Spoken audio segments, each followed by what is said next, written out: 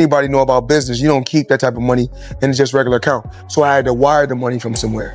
Okay. So I wired the money to the account, and when I wired it to the account, I went straight to the bank. I go to the bank myself to make sure shit get done. Because the thing is this, I can't make all the money unless somebody else do all the dictating and do all the controlling. Yeah. He don't need any money. He spends so much money. Yeah, but he don't need any. Floyd, are you sure? Yeah, Floyd could. I bet if he's planning for the future, you got to keep it coming in if you're going to keep spending the way he spends. Yeah, but I think he has a lot of other business interests that you are bankrupt. How do you respond to that? I don't think you have publicly responded. Well, everybody's entitled to their own opinion. I mean, if we call having 2 private jets, owning 100 buildings, being able to do what you want to do, if that's bankrupt, then I'm pretty sure everybody want to live like that. A huge wave of controversy is building around Floyd Mayweather again. And this time the conversation exploded after comments linked to Joe Rogan's platform reignited the debate over Floyd's money. The viral version of the story claims Mayweather addressed the idea that he somehow lost an astonishing $1.1 billion, while also making it clear that he still owns major assets, including a private jet and multiple properties. And that's where the reaction really took off. Floyd's basic message, as people interpreted it, was simple. If owning jets, real estate, and luxury assets counts as being broke, then a whole lot of people would gladly sign up for that kind of broke.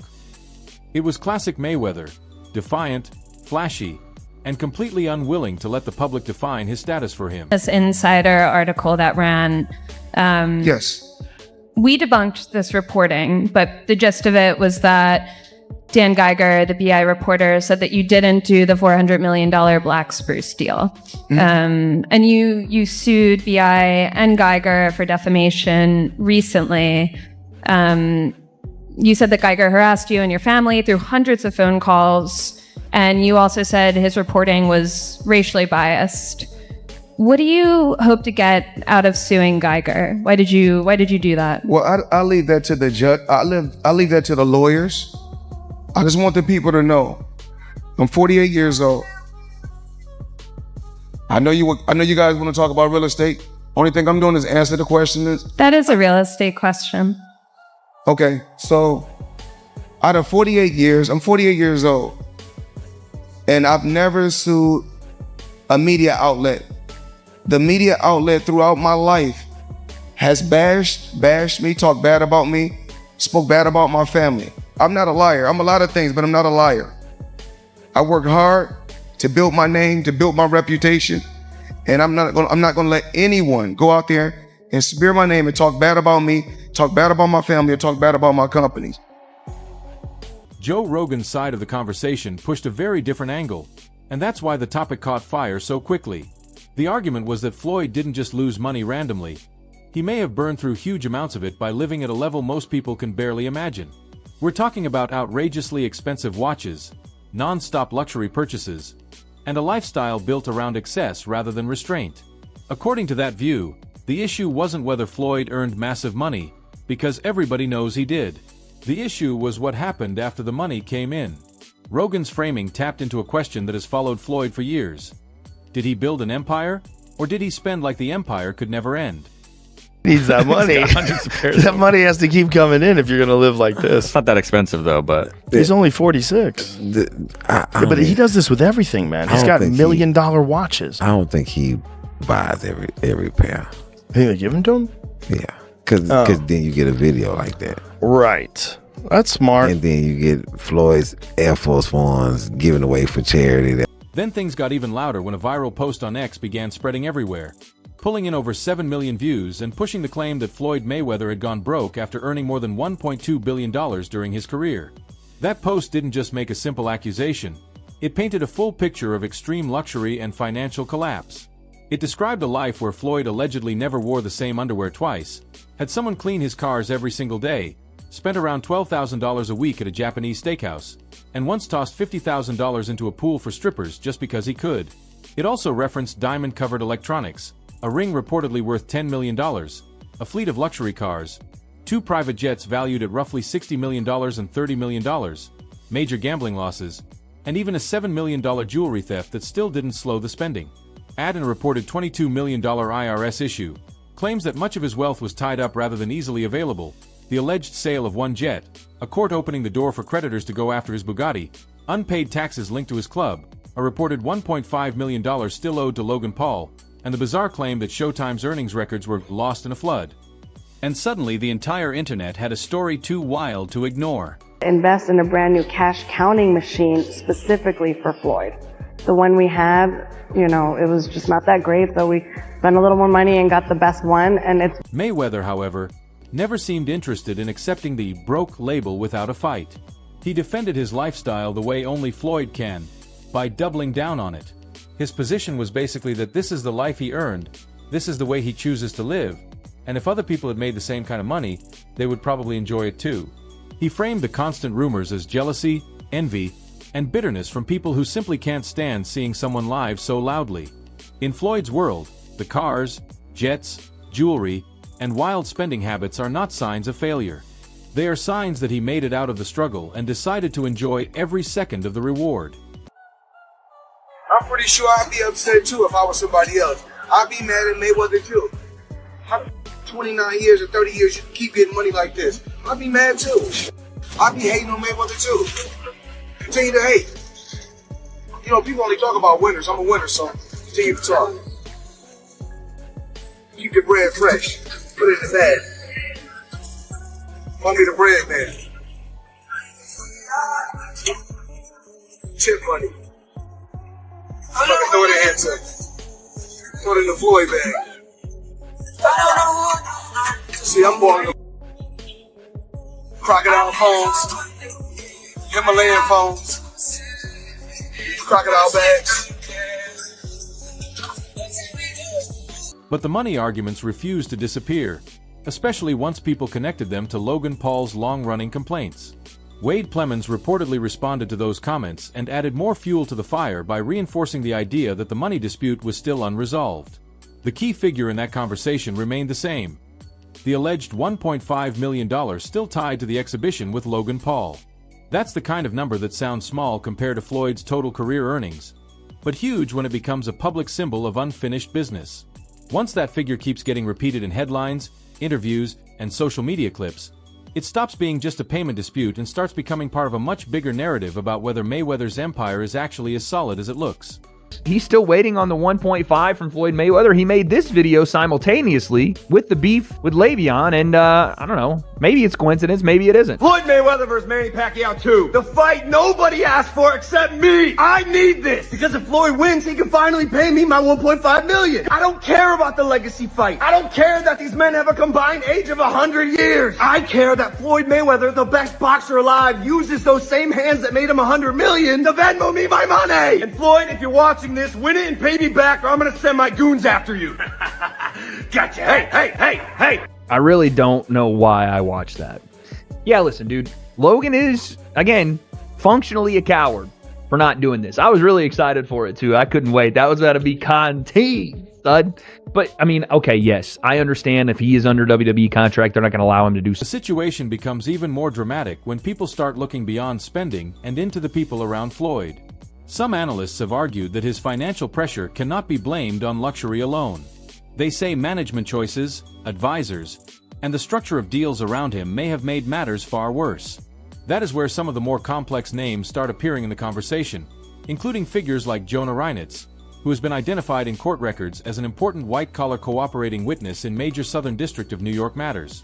Once names like that enter the discussion, the story begins to feel less like celebrity gossip and more like a high-stakes look into how money, influence, access, and management can collide behind the scenes. 19 million of the money was lost. So to lose 19 of 20 million, I mean, what, did you go to the casino over and over? So Rechnitz, now mind you, this is Floyd's new buddy, his new financial advisor. Rechnitz became what prosecutors called, quote, one of the single most important and prolific white-collar cooperating witnesses in the recent history of the Southern District of New York, testifying in multiple federal corruption trials. He claimed to have weekly phone conversations with Mayor de Blasio on his personal cell phone in exchange for campaign contributions. De Blasio, of course, was never charged. Now in court, Rechnitz paints himself as a changed man. While living in New York, I felt pressure to become a big shot, he told the judge. Sound familiar? The broader point being raised by commentators is that wealth at that level rarely exists in a clean, simple form. Stories involving political connections, powerful intermediaries, business leverage, and legal cooperation all show how easily money can become tangled in systems far bigger than one person. References to weekly calls, campaign pressure, influence circles, and the need to stay important all help paint a picture of how power can reshape decision-making. And that's why some experts draw loose comparisons between cases like these and Floyd's world. Not because the exact facts are identical, but because the pressure to appear dominant, connected, and untouchable can push public figures into extremely complicated financial environments. Once that happens, lifestyle choices and management decisions stop being private matters. They become potential liabilities. 5 months in prison, 5 months house arrest, but he's yet to serve any time. He got sentenced to 10 months in 2019. Five months in prison, 5 months and house arrest, but he's yet to serve any time. His sentencing has been repeatedly delayed and reassigned to different judges. But he remains free nearly 9 years after pleading guilty. So he's been out of jail for 9 years. The guy hasn't even done his 5 months. So he's got his hand in the corruption cookie jar still, it seems like.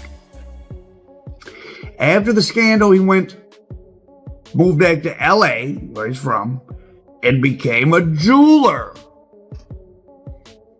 He launched Jadel Jewelry and Diamonds, leveraging connections to celebrities like Kim Kardashian, Shaq, and Teddy Atlas has been one of the voices pointing to how sharply the public mood around Floyd Mayweather has changed.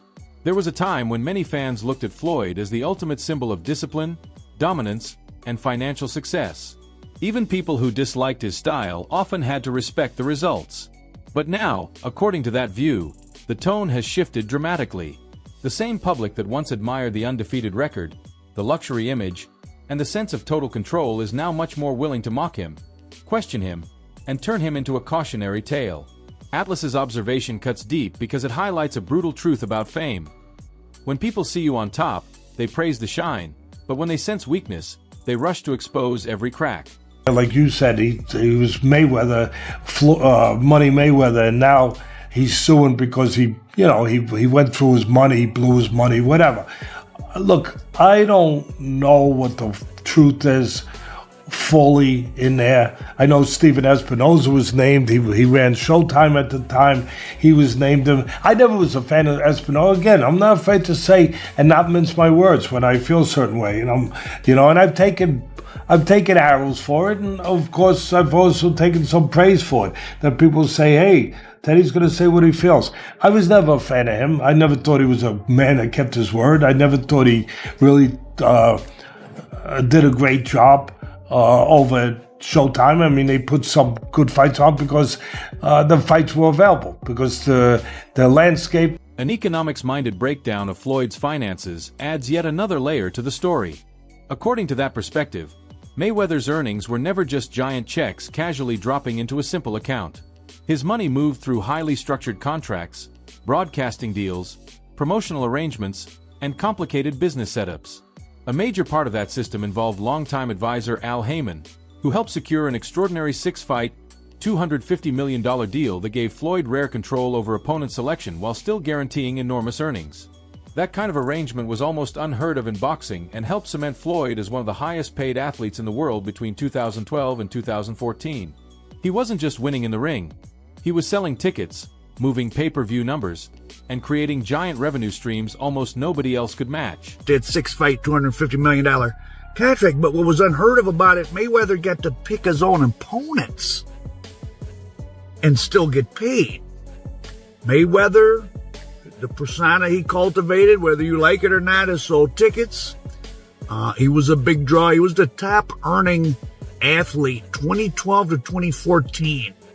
Mayweather did his thing for sure.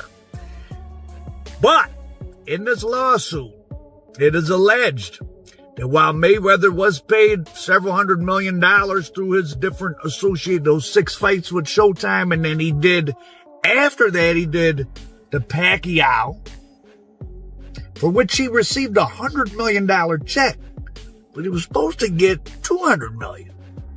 He got a $100 million check, but he was supposed to get.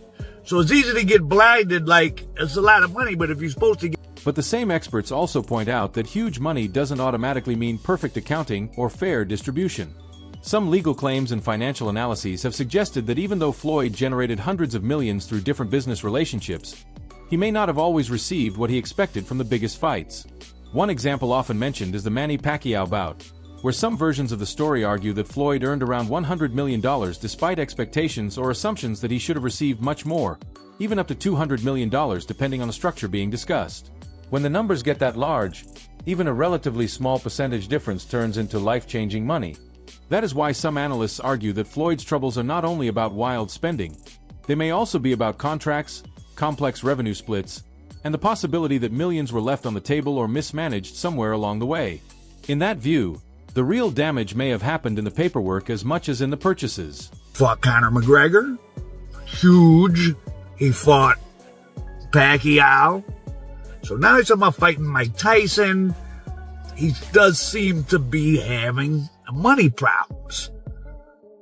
And I don't care how many goddamn watches he bought, the amount of money he made boxing, unless he's been getting swindled on the business end. Once you start getting into having hundreds of millions of dollars, you're getting $10, $50 million a year or 20, 30, $40 million a year in interest.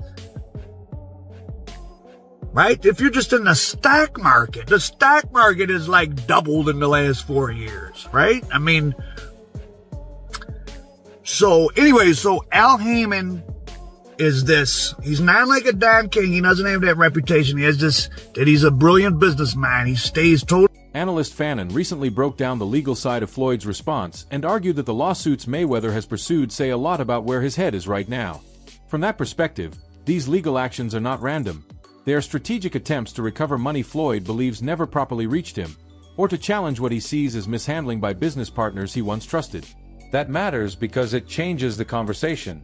Instead of a simple story about a rich athlete spending too much, it becomes a story about possible mismanagement, broken trust, and a retired superstar trying to claw back control over an empire that may have become too complex even for him to fully monitor.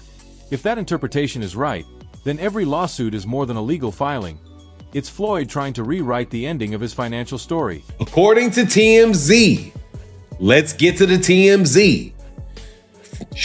Floyd Mayweather sues Showtime, saying, "I'm missing hundreds of millions of dollars."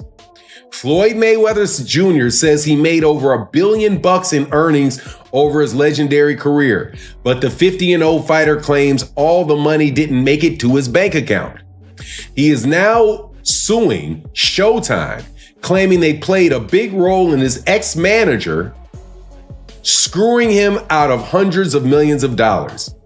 In the lawsuit filed by Floyd in California and obtained by TMZ Sports, Mayweather says he's gunning to recover hundreds of millions of dollars in the misappropriated funds and damages resulting from long-running and elaborate financial. At the same time, nobody can deny the scale of the lifestyle he built.